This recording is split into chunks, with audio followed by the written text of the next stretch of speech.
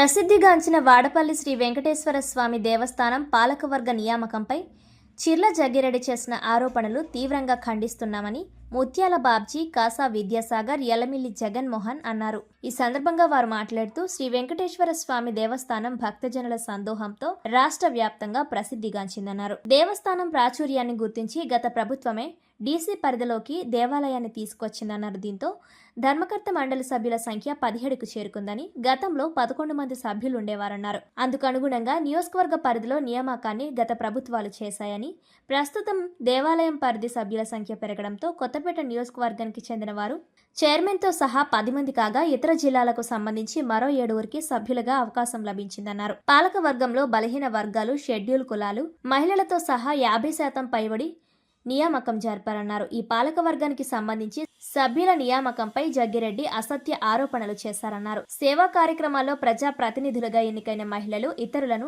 సభ్యులుగా నియమించారని, పరిశీలిస్తే వారి నియామకంపై గ్రామాల్లో హర్షం వ్యక్తమవుతుందన్నారు.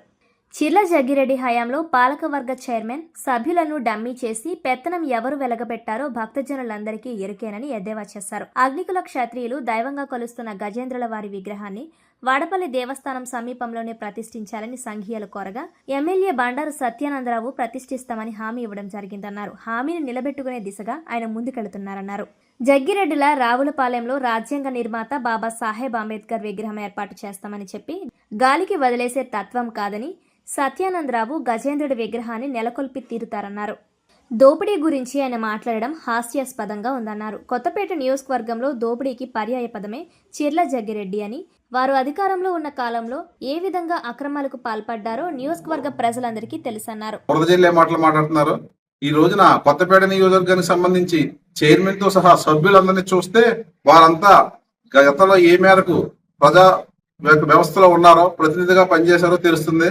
ఈవేళ సభ్యులుగా తీసుకుంటే ఒక మోడేకూరు నుంచి తీసుకున్న ఎస్సీ మహిళ సరిల సరిత గారు ఆ గ్రామానికి సర్పంచ్ గా పనిచేసి ఉన్నారు. మాకు కొత్తపేటకు చెందినటువంటి ఎల్లమిల్లి చంద్రకుమార్ గారు తెలుగుదేశం పార్టీ మహిళా విభాగం అధ్యక్షులుగా కూడా పనిచేయడం కాకుండా గతంలో కూడా పలు సేవా కార్యక్రమంలో పాల్గొన్నారు. అలాగే కాసా చాముండేశ్వరి గారు కేతరాజపల్లి గ్రామ మాజీ సర్పంచ్ గా పనిచేసి ఉన్నారు ఆవిడ. అలాగే పెండెం వెంకన్న అవ్వచ్చు, వారవచ్చు, ఏపుగంటి వెంకటలక్ష్మి గారు వచ్చి ఈ మహిళలంతా కూడా వివిధ రంగాలు భక్తికి సంబంధించి కార్యక్రమంలో పాల్గొన్న వారే. అలాగే నియోజకవర్గంలో వారందరి యొక్క నియామకం పట్ల పలు గ్రామాల్లో హర్షం వ్యక్తం చేస్తుండగా కేవలం ఈయన అసత్య ఆరోపణలతో అసలు విషయాన్ని పక్కదో పట్టి చూస్తున్నారు. అసలు ఈయన చెప్పే విధంగా దోపిడీ అంటే చిర్ల జగ్గిరెడ్డి, ఆ విషయం కొత్తపేట నియోజకవర్గం అందరికీ తెలుసు. చిల్లర మాటలతో బురద జల్లడంతో ఆయన చేపట్టే ప్రతి కార్యక్రమం అల్లరిపాలవుతున్నా ఆయన ధోరణి మార్చుకోవట్లేదు. వాడపల్లి అభివృద్ధి గురించి చెప్తున్నారు. వాడపల్లిలో ఒక 7 శనివారాలు ప్రదక్షిణలకు సంబంధించి కార్యక్రమం చేపట్టిందే గతంలో ఈ తెలుగుదేశం పార్టీకి సంబంధించిన వారు. అప్పుడు ఆ తర్వాత అభివృద్ధి తెలుగుదేశం పార్టీ హయాంలో ఏ విధంగా జరిగిందో అందరికీ తెలిసిన విషయమే. గత హయాంలో చిర్ల జగ్గిరెడ్డి గారు అనుయాయులుగా చెప్పబడుతున్న వారు పాలకవర్గ సభ్యులుగా నియమితులయ్యారు. అప్పటి పాలకవర్గ చైర్మన్ ఒకరైతే దాని వెనకాల వేరే వ్యక్తి రాజ్యాంగేతర శక్తిగా వ్యవహరించిన వారు ఆ దేవాలయ పాలకవర్గాన్ని చెప్పు చేతుల్లో ఉంచుకుని ఏ విధంగా పనిచేశారో నియోజకవర్గంలో అందరికీ తెలుసు. అవినీతి, అక్రమాలు, దోపిడీకి సంబంధించి ఆయన మాట్లాడడం హాస్యాస్పదంగా ఉంది. ఇప్పటికైనా చిర్ల జగ్గిరెడ్డి తన వైఖరి మార్చుకోవాలి. డీసీసీ ఈ పోస్టులకు సంబంధించి డీసీ పోస్ట్ కూడా గత వైసీపీ ప్రభుత్వంలోనే నియామకం జరిగింది. అప్పుడే కొన్ని వారి హయాంలో కూడా పలువురిని అందులో చిన్న చిరుద్యోగుల్ని నియామకం జరిగింది. నేడు కూడా అదే విధంగా వాళ్ళ యొక్క అభివృద్ధికి అనుగుణంగా చిన్న వారు వాటిలో పనిచేస్తున్నారు. ఇక హుండీ దొంగతనం సంబంధించి ఆయన చేస్తున్న ఆరోపణ ఎలా ఉందంటే, దొంగలకు కూడా పార్టీలు గంటగట్టే నైజంగా మారింది.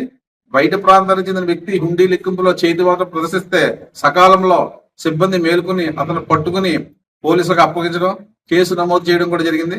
దాన్ని కూడా రాజకీయం చేస్తూ ఆయన మాట్లాడుతున్న తీరు చాలా ఆశ్చర్యకరంగా ఉంది. ఇక అగ్రికుల క్షత్రియులకు సంబంధించి గజేంద్రుడి వారి విగ్రహాన్ని వాడపల్లి దేవాలయ సమీపంలో ఏర్పాటు చేస్తామని శాసనసభ్యుడు బండారు సత్యానందరావు గారు హామీ ఇచ్చడం అందరికీ కూడా ఆనందం కలిగించింది. త్వరలోనే ఆ విగ్రహ ఏర్పాటు జరుగుతుంది. చిర్ల జగ్గిరెడ్డి గారి లాగా రావులపాలెంలో అంబేద్కర్ స్టాచ్యూని ఏర్పాటు చేస్తానని చెప్పి మాయ మాటలు చెప్పి దాన్ని గాలి కుదిలేసే రీతిలో ఉండదు. సత్యానందరావు గారు అగ్నికుల క్షత్రియులకు ఇచ్చిన మాటని నిలబెట్టుకుంటారని చెప్పేసి మేమందరూ ఘంటాపథంగా చెప్పగలుగుతున్నాం.